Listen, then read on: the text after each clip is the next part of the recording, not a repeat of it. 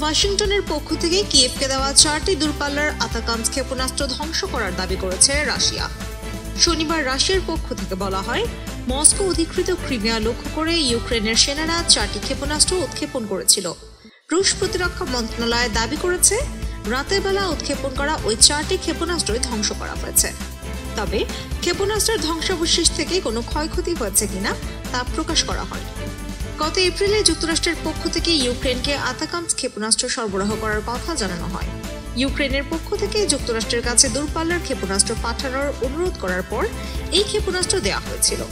গত অক্টোবরে ইউক্রেনের পক্ষ থেকে প্রথমবারের মতো যুক্তরাষ্ট্রের তৈরি আতাকামস ক্ষেপণাস্ত্র ব্যবহার করা হয়।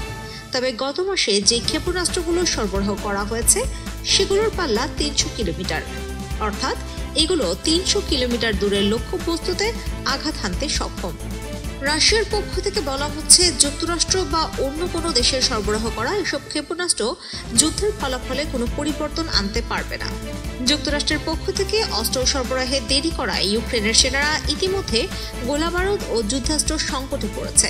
গত মাসে মার্কিন কংগ্রেস ইউক্রেনের জন্য সহায়তা প্যাকেজ পাশ করার পর যুক্তরাষ্ট্রের পক্ষ থেকে সহায়তা পেতে শুরু করেছে কিয়েভ।